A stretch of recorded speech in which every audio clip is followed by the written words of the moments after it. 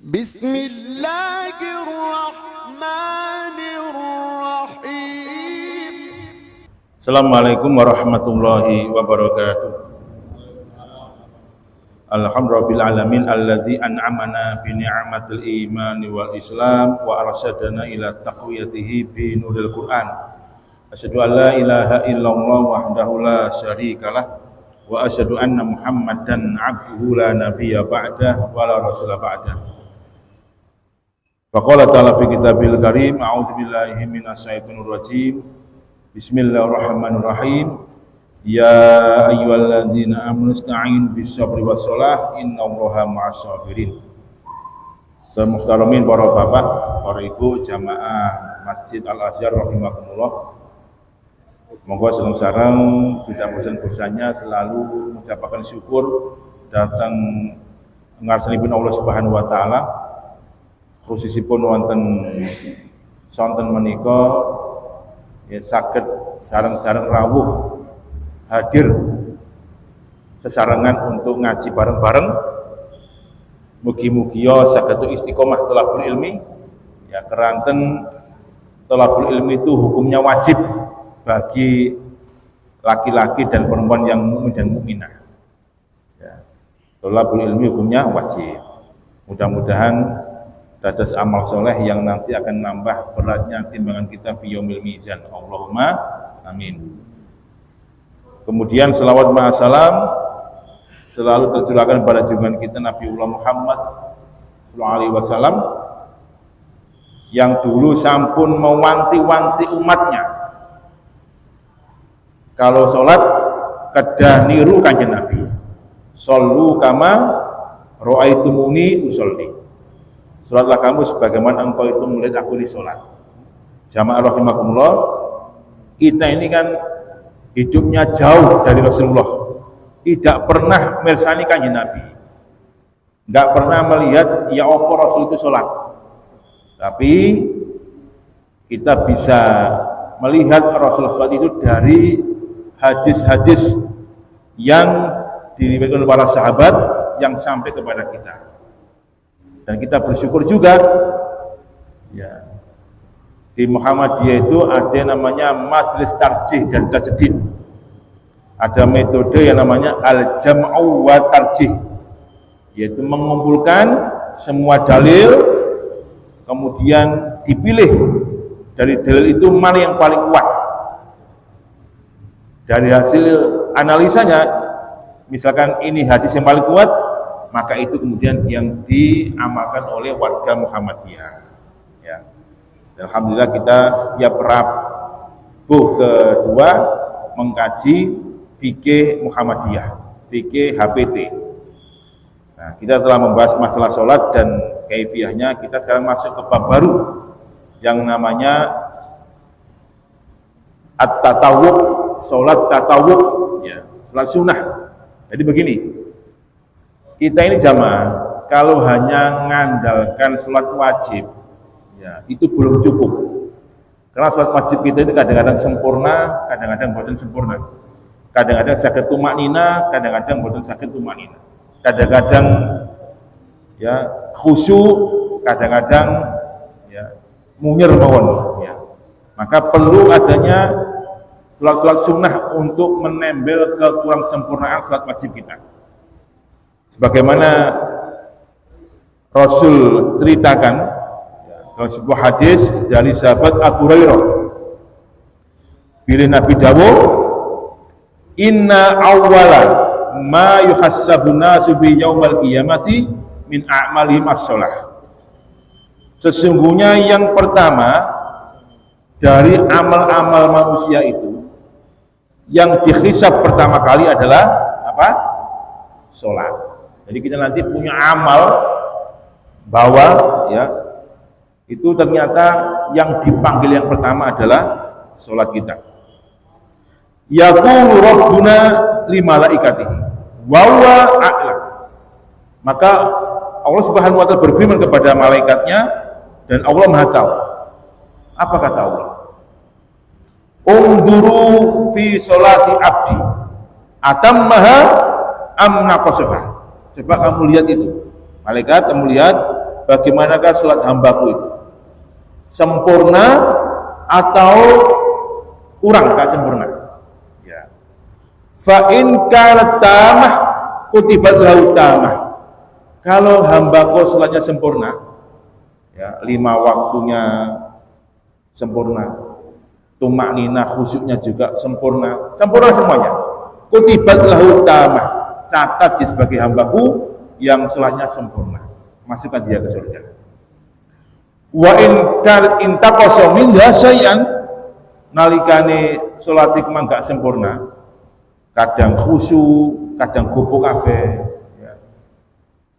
Kadang ya tumak nina, kadang nyiapno segala deh, ya liwar, ya gak khusyuk, maka Allah masih berikan kesempatan. Ungduru hali abdi minta tawin, coba kamu lihat apakah hamba itu masih punya salat tatawun, salat sunnahnya. Fa in kan lau tatawun, kalau dia masih punya salat sunnah, rawatibnya, qobliyah ba'diyahnya, duhanya, ya, kemudian tahajudnya, dia punya. Qala atimmu li abdi faridatahu min tatawuhi, sempurnakanlah bagi hambaku salat wajibnya itu dengan tambahan salat sunnahnya. Jamaah. Terus kalau kita ini salat wajib ini kurang sempurna, ditembel kelawan salat tatawuk kita. Ya. Summa tukhadzul a'mal ala zalika. Ya. Kemudian diambillah, ya, tambahan pahala amal itu dengan hal seperti itu.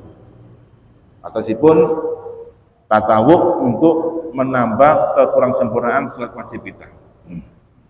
Ya. Nalikane boten kagungan, ya, wis salate blontang-blontang, ya, gak sempurna. Mari sembahyang mak plencing, ya, yo gak wiritan, yo gak salat sunnah, ya. Wis pokoke gugur kewajiban. Ditakoni bapake, wis salat nak, wis, ya. Ya, akhirnya tidak bisa menyempurnakan kesempurnaan salatnya itu. Turi kehilangan, lemparkan dia ke api neraka. Rawahu Abu Dawud. Oke. Macam rahimahullah. Maka ini penting sekali untuk kita ini, ya, membahas masalah salat at-tatawwu, ya, salat tatawwu, salat sunnah ini. Nah, berikutnya, ya. Bagaimana keistimewanya pelaksanaan salat sunnah itu? Ada beberapa hadis Nabi yang kita ini diperintahkan untuk menegakkan salat sunnah ternyata lebih utama dilakukan di rumah, ya. Ruwiya Ahmad wa Muslim, diriwayatkan dari Imam Ahmad dan Imam Muslim dari sahabat Jabir bin Abdillah, bila Nabi bersabda, kalau engkau itu sholat, ya, maka sholat wajibnya itu di masjid. Jadi wong lanang iku sholat wajibnya di mana? Di masjid. Fal yaj'al li baiti nasiban min sholati, hendaknya dijadikan rumahnya itu sebagai bagian dari sholat wajibnya itu, ada sholat sunnah. Sholat sunnah itu lebih diutamakan di rumah. Ini juga di dalam hadis yang lain disebutkan, sholatul rajuli fi baiti tatawuan nurun faman syaa nawwara baitah. Sholatnya seseorang di rumahnya itu tatawuk, ya, sholat sunnah di rumahnya itu sebagai cahaya. Barang siapa yang ingin menjadikan rumahnya itu bercahaya, maka salat sunnahlah di rumahnya. Banyak hadisnya. Dari Abdullah bin Umar, Rasul bersabda, ij'alu min salatikum fi buyutikum wa la tattakhizuha qubur. Jadikanlah, ya, salat sunnah kamu itu di rumah-rumah kamu, dan jangan kamu jadikan rumah itu sepi seperti kuburan, karena tidak pernah dipakai untuk sholat. Rawahu Ahmad dan Abu Dawud. Jadi intinya wong lanang jamaah rahimakumullah itu diutamakan kalau sholat wajib berjamaah di masjid. Betul nggih? Nah, kalau sholat sunnah itu diutamakan di rumah. Jamaah rahimakumullah. Karena kita lihat beberapa kaidah di dalam melaksanakan sholat tatawuf, sholat sunnah. Yang pertama, afdholiyatu tulul qiyam. Sholat sunnah itu lebih utama kalau ditegakkan dengan cara berdiri yang panjang. Artinya lebih panjang bacaannya itu. Tapi kalau sholat berjamaah, takhfif, ringankan. Nah, jadi jangan kebalik. Nek sholat berjamaah sholatnya dawa, nek sholat sendirian sholatnya pendek. Nah, kita lihat hadisnya. Ini ceritanya dari Al-Mughirah bin Syu'bah. Annahu qala, dia berkata, innakan Rasulullah la yaquma wa yusalliya hatta tara maqdamahu aw saqahu. Al-Mughirah bin Syu'bah ini berkata, ya saya itu melihat Rasulullah itu berdiri panjang, sholatnya juga panjang, sampai kedua kaki beliau itu ya, ngapal ya, kalimat itu ngapal kandel. Fayuqullah, kemudian dikatakan, ya Rasulullah, ya jenengan syukune kok sampai kok ngoten niku. Maka beliau mengatakan, afala akuna abdan syakur. Ya, saya ini kepingin jadi hamba yang bersyukur. Maka kalau sholat qiyamul lail, beliau itu panjang. Di hadis yang lain juga disebutkan, suatu ketika kanjeng Nabi ini ditanya, ya Rasulullah, ayul a'mali afdal, amal apa yang paling baik? Qala tul qiyam, orang yang sholatnya itu panjang, itu amal yang paling baik. Ya. Oke. Terus kalau jenengan sholat sunnah, monggo diperpanjang sholatnya. Kila fa'i sodako di afdol. Terus sodako apa yang paling utama ya Rasulullah? Qala judul makol. Judul makol itu orang yang dalam posisi nggak punya duit, itu sodako. Nah, itu sodako yang paling apik. Pas duwike ku nipis ya karek 10.000 ono kepengin sedekah, bismillah sedekah 10.000 ya ngoten nggih.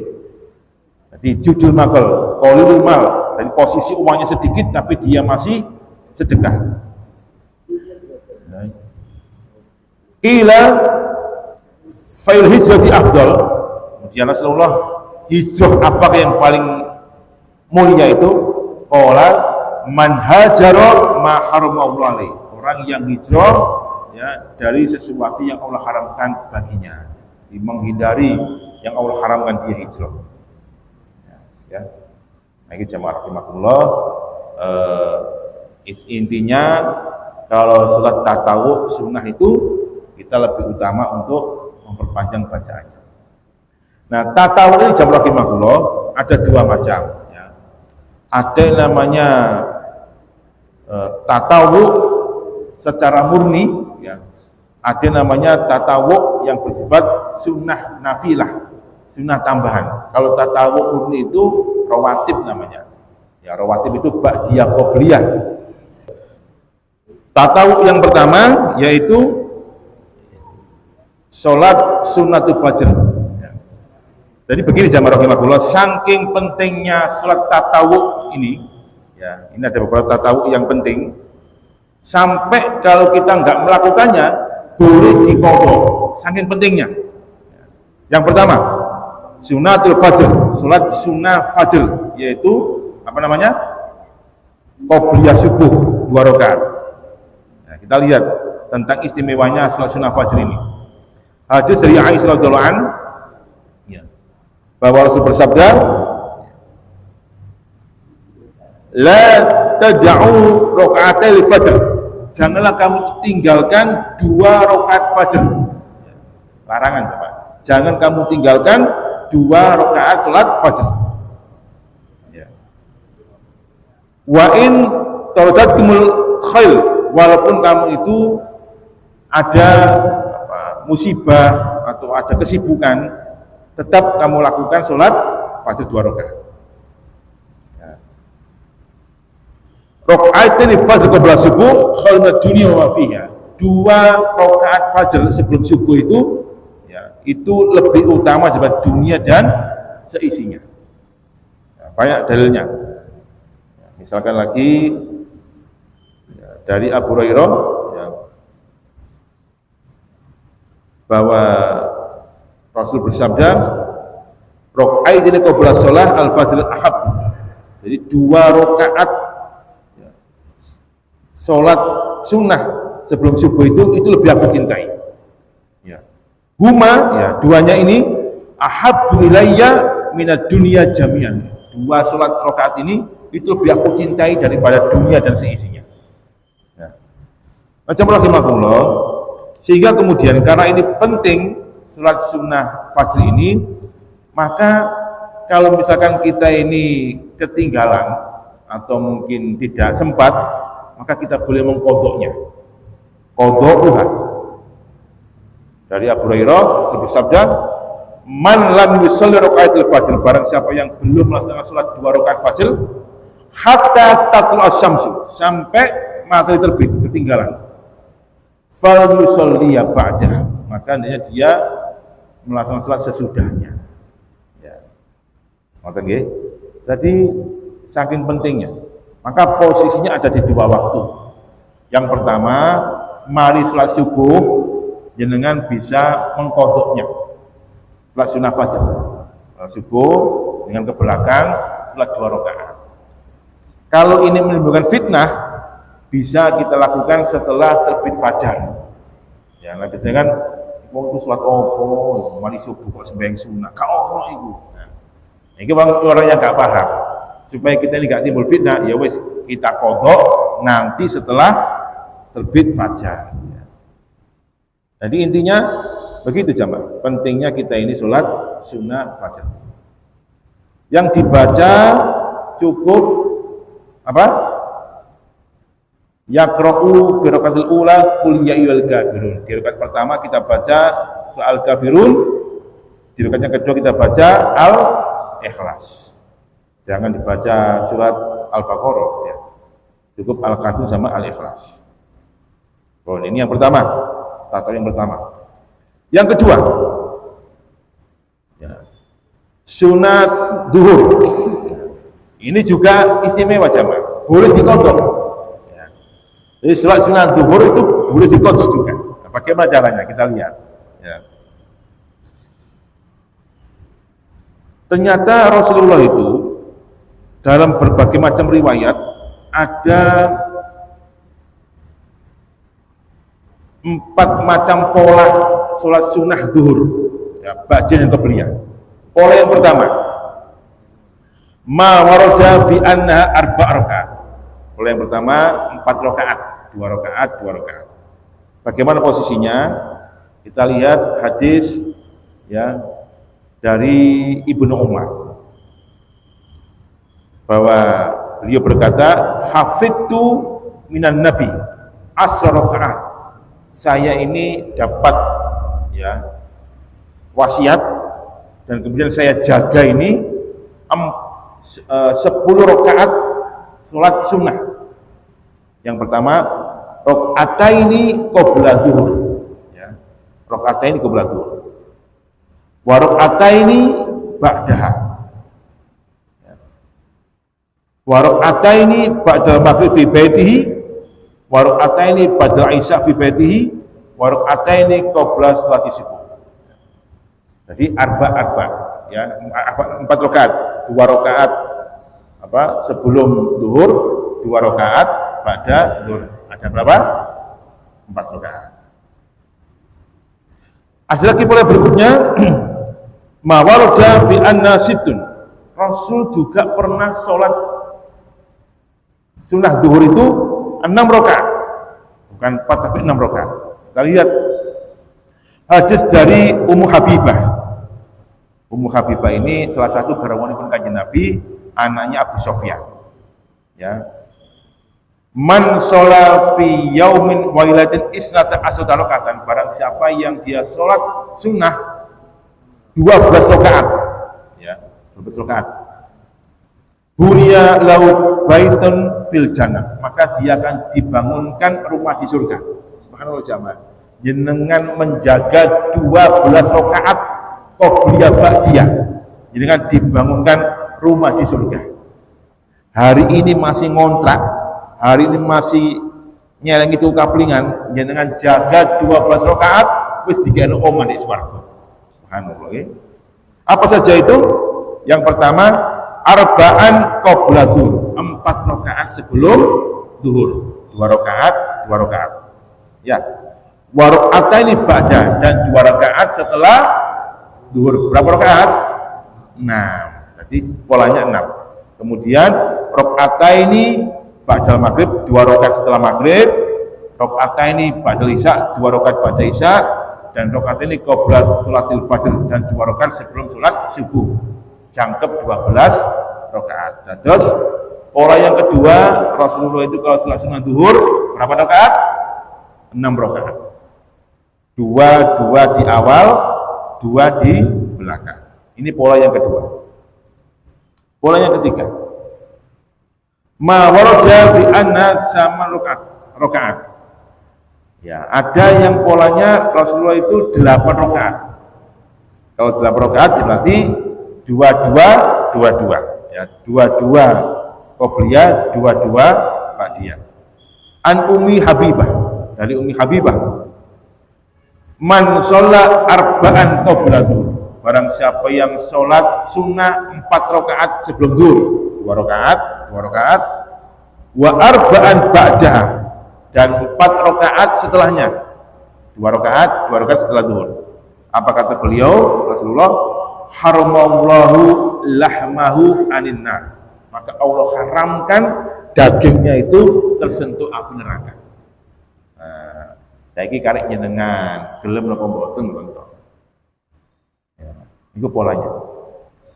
Nah, jamaah rahimakumullah, saking pentingnya ya, salat sunah zuhur ini boleh dikodok. Nggih, boleh dikodok. Nah, jenengan pilih yang mana? Mau pilih utama yang mana? Kula kepengin yang 12 rakaat oleh kaplingan omah di swarga. Nah, berarti polanya 2 rakaat sebelum duhur, 2 rakaat pada duhur. Ternyata jamaah rahimakumullah, ket oleh 2 rakaat wis iqomah. Berarti yang 2 tadi kita bisa mengkodoknya setelah sholat duhur. Jadi 2. Itu lihat hadisnya dari Aisyah bahwa Nabi ya diceritakan karena idza lam yusalli, kanjeng Nabi niku nalikane belum salat arba'an qabla duhur ya, tadi belum salat 4 rakaat sebelum duhur ya, sholahunna ba'da, beliau mengganti setelahnya. Nah, supaya dapat pola tadi 12 rakaat. Paham ya? Nah, jadi ini karena memang pentingnya kita ini sholat sunnah qablatul. Pun, monggo jangan kali milih. Kepingin mana? Kepingin yang dapat kaplingan rumah di surga, atau kepingin dibebaskan, diharamkan kulitnya dari api neraka. Nah, tinggal pilih mawon. Polanya itu mau yang 2 atau 2 ya. Ya, monggo. Terkait dengan obat tadi itu kadang-kadang mudah makan orang untuk ibadah. Hah? Ibadah. Karena ambil ibadah. Ya. Tapi kan itu ada caranya itu kan. Ini kan urusan makanan gitu. Sehingga apakah tidak kan boleh? Ya. Jadi yang satu. Kemudian yang kedua terkait dengan sholat sunnah di waktu zuhur. Ini harinya Jumat. Harinya Jumat. Jumat, Bu. Jumat. Oh, di Jumat ya. Sholat sunnahnya itu sebelum Jumat. Nah, Apakah ada qobliyah Jumat, ba'diyah Jumat? baik. Bagaimana kaitannya dengan waktu sholat zuhur yang ada qobliyah zuhur dan ba'diyah zuhur? Ya. Mohon penjelasan dua ini sehingga tidak dimudahkan atau gampang aja mau kena dikotok dan bisa diatur Jumatnya dianggap enggak. Demikian, mohon maaf. Terima kasih. Yang pertama masalah qadha sholat sunnah. Jadi sebenarnya tidak semua sholat sunnah itu bisa diqadha. Ya, hanya sholat sunnah tertentu yang bisa diqadha sebagaimana Rasul jelaskan. Karena sholat itu hukum asalnya adalah tauqifiyah. Tauqifiyah itu ya menunggu dalil. Kalau ada dalil kita lakukan, kalau tidak ada ya kita lakukan. Nah, termasuk yang ada dalil adalah kalau kita ketinggalan sholat sunnah fajar, ya maka kita boleh mengqadhanya ba'dah. Ya. Dan tidak diharuskan kulino, karena hadisnya jelas, ya, tidak ada kata kulinonya. Man lam yusalli rakaatil fajar, barang siapa yang belum melaksanakan sholat sunnah 2 rakaat fajar, ya, karena ketinggalan, hatta tadlu syams, sampai terbit matahari, ya, fal yusalliha ba'da, makanya dia melaksanakan setelahnya. Nah, meskipun ini menunjukkan pentingnya sholat sunnah qobliyah fajar. Makanya kalau bisa antara azan dan iqamah sholat sunnah fajar itu agak diperlama, ya, supaya memberikan kesempatan jamaah untuk sholat sunnah fajar, karena ini penting jamaah. Khairun minad dunya ma fiha, lebih baik daripada dunia dan seisinya. Nah, ya, yang pertama. Yang kedua, ya, tentang Jumat, ya, Jumat. Ini ikhtilaf di kalangan fuqaha. Adakah sholat sunnah qobliyah Jumat? Ya. Ini ikhtilaf di kalangan fuqaha. Pendapat yang pertama, sholat sunnah qobliyah Jumat itu enggak ada. Yang ada adalah tahiyatul masjid. Hadisnya apa? Hadisnya Rasulullah itu dan para sahabat selalu ketika sholat Jumat masuk ke masjid, beliau sholat 2 rakaat tahiyatul masjid, kemudian beliau duduk dan mendengarkan khutbah. Tidak sholat qobliyah. Ini pendapat yang pertama. Dan majelis tarjih berpendapat pendapat seperti ini, bahwa sholat qobliyah Jumat tidak ada. Pendapat yang lain mengatakan sholat qobliyah Jumat itu ada, karena dilakukan 2 kali azan. 2 kali azan. Maka azan, ya, yang pertama itu adalah azannya untuk qobliyah Jumat. Ya. Azan pertama harus sudah masuk waktu Jumat, zuhur, ya. Dan ini ikhtilaf dalam fuqaha, ya. Ya kalau udah ikhtilaf ya udah nggak bisa kita perdebatkan lagi. Kalau kita mengambil pendapat tarjih, ya, fikih Muhammadiyah, bahwa sholat sunnah qobliyah Jumat monten-monten, karena alasannya seperti itu. Saya tambahin lagi. Ini juga masih juga terjadi perbedaan pendapat tentang musafir, ya. Pak musafir, ya. Musafir itu apakah dia wajib ikut sholat Jumat apa tidak? Nah, begini, musafir itu menurut fuqaha, jumhur ulama, tidak diwajibkan ikut sholat Jumat. Lebih utama musafir itu tidak ikut sholat Jumat. Itu jumhur ulama, ya. 4 imam mazhab bersepakat bahwa musafir itu lebih utama tidak ikut sholat Jumat. Kenapa demikian? Karena nanti ketika dia safar, dia bisa melakukan jamak qashar, maka hukumnya dia sholat zuhur. Maka kemudian karena dia safar, dia bisa menjamak qashar 2 rakaat zuhur, 2 rakaat asar. Ini pendapat jumhur. Bagaimana kalau ikut, Ustaz? Ya gak apa-apa, jawaz boleh. Musafir boleh ikut berjamaah sholat Jumat. Apakah boleh mengqashar? Ini khilaf di kalangan fuqaha. Kalau Muhammadiyah dan juga baksul masail itu boleh. Mari Jumatan kemudian berdiri mengkosor sholat musafir. Tapi Saudi Salafi nggak boleh. Nah, beda kan? Ya. Jadi ulama Saudi, Darul Ifta dan juga teman-teman Salafi tidak boleh. Ya, tidak boleh. Maka mereka memilih kalau safar tidak usah ikut Jumatan. Ya, sehingga kemudian dihukumi salat zuhur menjadi jamak qasar zuhur dan asar. Tapi kalau baksul masail dan majelis tajwid Muhammadiyah boleh Jumatan dan boleh mengqasar salat asar. Ngoten nggih? Ini tambahan mawon. Ada lagi? Ya, lanjut nggih. Nah. Oke. Selanjutnya salat zuhur. Sekarang kemudian sunnah maghrib. Nah. Jadi kalau sunnah maghrib ini tidak ada perintah untuk mengqadhanya. Tidak ada perintah untuk mengqadhanya. Ya. Yusannu pada salatul maghrib salatul qataini 5 taqaddam. Jadi disunahkan setelah maghrib itu sholat 2 rakaat ba'daha. Sholat 2 rakaat ba'daha. Namanya sholat sunnah rawatib. Ya.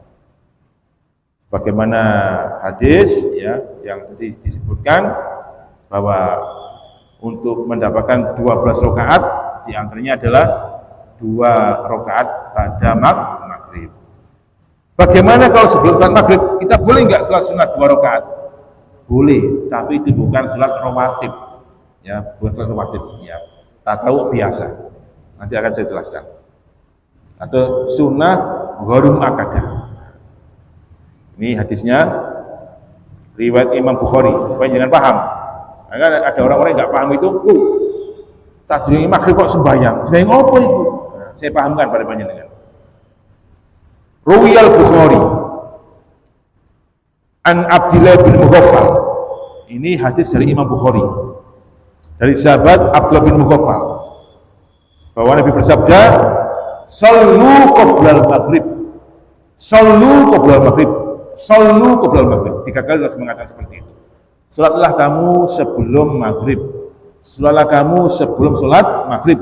Salatlah kamu sebelum salat maghrib. Liman sya'a, bagi yang berkehendak. Nek gak kehendak ya gak apa-apa. Ini artinya sunnah gharu rawatib atau sunnah gharu muakkadah. Ya.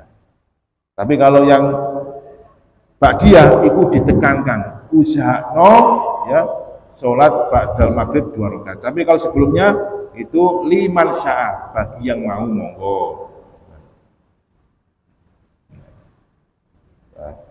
Lihat. Kemudian salat sunnah Aisyah. Itu juga ya hadisnya jelas untuk menjaga 12 rakaat tadi. Setelah sunnah pada Isya, hukumnya sunnah muakkadah. Dan saya rahimahullah, mari kita jaga 12 rakaat rawatib. Ya, kita jaga ini.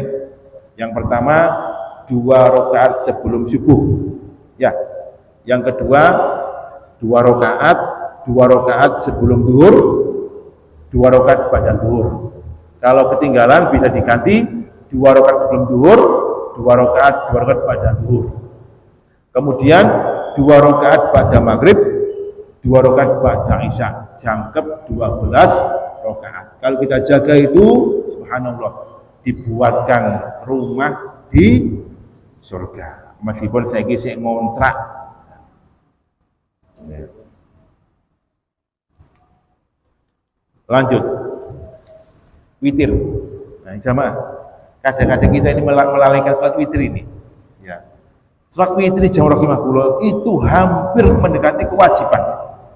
Jangan ditinggalkan witir ini, jangan ditinggalkan. Makanya polanya bisa mengambil polanya Abu Bakar, bisa mengambil polanya Umar bin Khattab.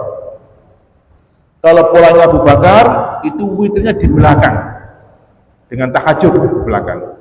Kalau polanya Umar witirnya ba'da salat Isya. Sembahyang Isya, salat 2 rakaat, kemudian dengan witirnya. Nah, kita lihat hadisnya. Ya. Witir ini istimewa jamaah. Kadang kita ini meremehkan witir ini. Al-witru sunnatun mu'akadah. Witir itu hukumnya sunnah mu'akadah, sunnah yang ditekankan. Ya. Hassa ali Rasul warogiban. Rasul memerintahkan sahabatnya untuk melakukan salat witir, dan Rasul mewanti-wantinya.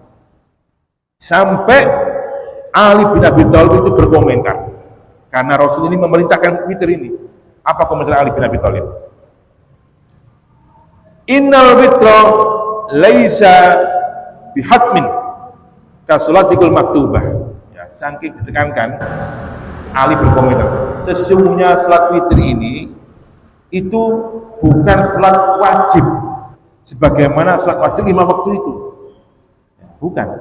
Witir ya witir, sunnah, tetap sunnah hukumnya, nggak seperti wajib 5 waktu. Walakin Rasulullah, tapi perlu diingat, kanjeng Nabi itu autaro, selalu melakukan salat witir. Sumakola ya ahlul Quran autiru fa innallaha witrun yuhibbul witra. Wahai para ya ahlul Quran, lakukan salat witir, karena sesungguhnya Allah itu ganjil dan suka dengan ganjil. Jadi witir itu ganjil jemaah.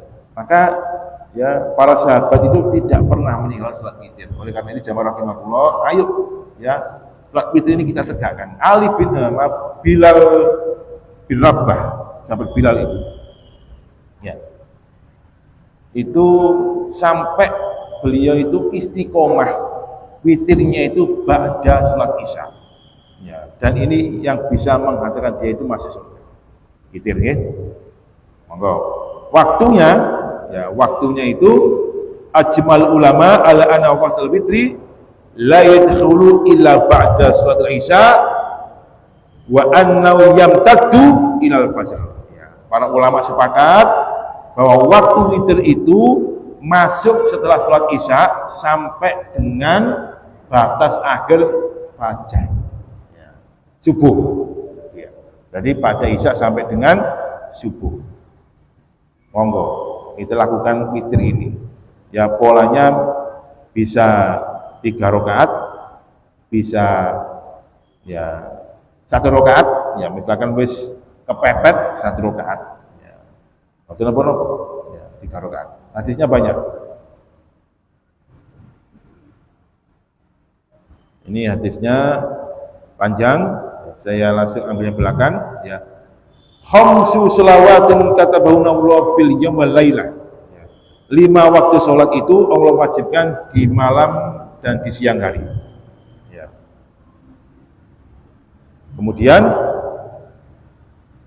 hal alayya ghairuha, ya Rasulullah, ini orang Arab ini, apakah bagi saya masih ada yang lain? Ya. Dari 5 waktu itu, nggak ada, itu aja, lakukan 5 itu, illa witr, kecuali witir, tambahi. Nah, jadi ini ada orang Arab, orang Badui yang minta tentang sholat itu. Menjelaskan sholat wajib ada 5, malam dan siang, lakukan itu. Karena ini orang Badui, belum begitu kuat agamanya, tapi dia kemenyek. Ada lagi enggak yang bisa saya lakukan dalam sholat itu? Udah cukup itu aja, 5 itu lakukan. Illa antatau bil witr, kecuali sholat sunnah tatawu witrnya itu. Nah, jadi witrnya Rasul ikutkan untuk dilaksanakan. Nah, maka monggo ya sholat witir ya. Hadisnya banyak.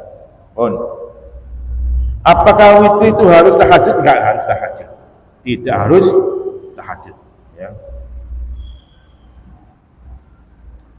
Baik, rahimahullah, langsung aja kita masuk ke ini kunut ya. Kunutnya aja. Qiyamul lail. Ya. Qiyamul lail ini juga penting. Saking pentingnya boleh diqadha. Nah, jadi jamaah tidak semua salat sunnah itu boleh diqadha. Sekali lagi kita mengikuti alur Rasulullah. Karena al-aslu fil ibadah haram. Hukum asal ibadah itu haram. Artinya menunggu dalil. Kalau ada dalil kita lakukan, kalau nggak ada nggak kita lakukan. Ya. Ngapain kita melakukan ibadah kalau dalile? Megel-megel mawon. Gitu? Ya. Man amila amalan Falaisa amruna fawaradun. Barang siapa yang beramal, beribadah enggak ada dalilnya, tertolak dia. Nah, makanya di Qiyamul Lail ini jamaah rahimakumullah ternyata ada dalil boleh mengkodoknya. Nggih. Qiyamul Lail. Ayo kita biasakan Qiyamul Lail. Qiyamul Lail itu juga istimewa jamaah. Dalilnya banyak. Saya ambil 2 dalil. Dalil yang pertama tentang Qiyamul Lail. Dari sahabat Sahal bin Sa'ad